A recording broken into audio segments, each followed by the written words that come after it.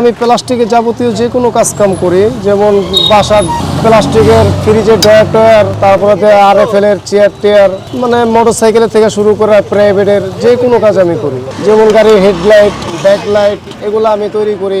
অনেকে দেখা গেল আমার মতো পাশাপাশি অনেক মিস্ত্রি আছে, তাদের কাজ হচ্ছে না, মিলাইতে পারতেছে না, একভাবে দিতে পারতেছে না, সেটাকে আবার আমি সমাধান করি। ভাইয়া কিনতে তো সবাই পারে, এত কোটি কোটি টাকার গাড়ি কিনতে পারে, 2-4, 10,000, 20,000, 15,000 টাকাতে লাইট কিনতে পারবে, কিন্তু কিনতে পারলে কি হবে? কিন্তু আমাদের কাছে যদি দেশের টাকা দেশে থাকে, দেশের মানুষ যদি সুযোগ সুবিধা পায়, তাহলে বাইরে যাবে কেন? যেমন আমাদের আমি মনে করি যে আমার যে হাতে কিছু কাজ আছে, যে লাইটটা কিনতে গেলে মার্কেটে 80-90 হাজার টাকা লাগবে।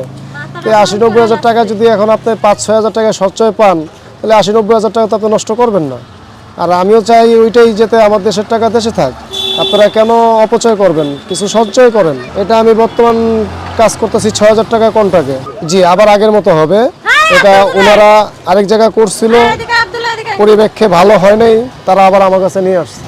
এখন আমি আবার হুবহুব ওই কাজটাই করবো, যার ওনার অপোজিটে যেটা আছে ওইটা দেখা ওরকম হুবহুব আমি সেম করার চেষ্টা করব। মানে ওনার অপোজিটে যেটা আছে ওটা অরিজিনাল, আর এটা হলো রিপেয়ারিং করা। এখন রিপেয়ারিং এর ভিতরে একটু ভালো মন্দ আছে, এটাই অনেকে জানে না। যেরকম এই যে আগে করছে, কাজটা নষ্ট করে ফেলাইছে। এখন উনি আমার একটা ভিডিও দেখছে, দেখার কারণে ওনার কাছে ভালো লাগছে যে না, ছেলেটা মনে হয় ভালো কাজ জানে, আমার এই কাজটাও সমাধান দিতে পারবে। পরে সে আমার সাথে ফোনে কথা বললো, বলার পরে বললাম যে ভাইয়া তাহলে একটু সরাসরি আপনি গাড়িটা নিয়ে আসেন, আমি একটু দেখি, বা আমাকে একটু লোকেশনটা ছবিটা পাঠান যে আমার সাধ্য মতো হবে কিনা। পরে আমি দেখে বললাম যে এটা হবে, আমি পারবো। অতএব 100-তে 100 দিতে পারবো না। আগে আপনার 18-20 করছে, 17 করছে, আমি সেটাও করবো না, আমি 19-20 করবো। আমাদের বিভিন্ন রকমের মানে কাজ আসে, বিভিন্ন রকমের গাড়ি আসে, এটা আপনার কাজের উপরে নির্ভর করে, অ্যাক্সিডেন্ট দুর্ঘটনার উপরে নির্ভর করে। আর দেখা গেল এখন যদি ভেঙে না যায়, পাবলিক আমাদের কাছে আসবে না, ভেঙে গেলে আমাদের কাছে আসবে। আর দুর্ঘটনা অ্যাক্সিডেন্ট কেউ কখনো ইচ্ছা করে করতে চায় না। আমার কাছে BMW পর্যন্ত করছি, মার্সিডিজ করছি, হুন্ডাই গাড়ি করছি, বিভিন্ন দামি দামি গাড়ির কাজ করছি পর্যন্ত। এমনকি ভিডিও ভাইরাল হওয়ার পর থেকে অনেক জায়গা থেকে অনেক রকমের দামি দামি গাড়ির পার্টস তারা আমার কাছে কুরিয়াতে পাঠাচ্ছে, আমি আবার করে কুরিয়াতে দিয়ে দিচ্ছি। সে আসে ভাইয়া ওই যে আমার কাজটা ভালো মন্দ একটু যাচাই করার জন্য, যে দেশের লোকেরা দেশে কি কাজটা করে, তারা এটাও একটু ভালো মন্দ যাচাই করা দরকার আছে তো ভাইয়া। আমি ভাইয়া এই পর্যন্ত যাদের কাজই করছি, আল্লাহর রহমতে তারা আমার কাজে সবাই সন্তুষ্ট। তারা আমার কাজের কোনো খুঁত ধরতে পারে না। না, কিন্তু ওই যে আমার হাতের একটা গুণ আছে, যেটা আপনি মেশিনে পারতেছেন না, সেটা আমি হাতে পারতেছি। আর মানুষের গুণ কিসে? তার কাজে দক্ষতা। তার চেহারা দেখে পরিচয় হয় না, আমার কাজের গুণে আজকে আমার পরিচয়। এটা ভাইয়া আমি কাজ করি আজকে 24 বছর।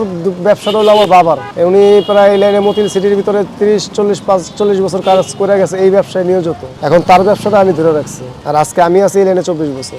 ভাইয়া হাতের কাজ তো এগুলো আমরা অনেক সময় প্রচেষ্টা বলতে কি, আমার যদি লাইট বানানোর কাজ হয় সেটাও আমার আগুনের সাহায্যে, এমনকি রিপেয়ারিং এর কাজ করলে সেটাও আমার আগুনের সাহায্যে। আগুনের সাহায্য ছাড়া আমি কোনো কাজই করতে পারি না। আমাদের বিভিন্ন বাহিরের, যেমন বলতে গেলে আমাদের কিছু মালের ভিতরে একটু ভালো মন্দ কোয়ালিটি আছে, আমরা আর কি বলি পাকিস্তানি। আসলে পাকিস্তানি কোনো মাল আমাদের দেশে আসে কিনা আমার জানা সত্ত্বে জানি না আমি আজ পর্যন্ত। আমরা মনে করি এটা চাইনিজ মাল, কিন্তু বলা হয় আমাদের দেশে পাকিস্তানি। আসলে পাকিস্তানি কোনো মাল হয় না। তো দেখা গেল আমরা চাইনিজটারে যদি এটা আমাদের সবচেয়ে বাংলাদেশের ভিতরে ওইটি কি বেস্ট মাল, যদি কেউ ওরকম পয়সা বা ওরকম মালের কথা কেউ জানা আছে, যারা জানে বোঝে, তারা ওই মালটা খোঁজ করলে ওই মালটা আমরা দিই। এখানে আমি আসছি, আমার ওই হুন্ডার ওই কিটটা ভেঙে গেছে, এর জন্য আসছে। এটা মোটামুটি রিপ্লেস করতে গেলে টোটাল 5,000-5,500 টাকা লাগবে। এখন মানুষের কালকে কন্ট্যাক্ট হয়েছে 600 টাকা বলছে, আমি ওনাকে 500 টাকা বলছি, দেখি কি করা যায়। আমি এই যে গাড়ির হেডলাইট ঠিক করতে আসছি।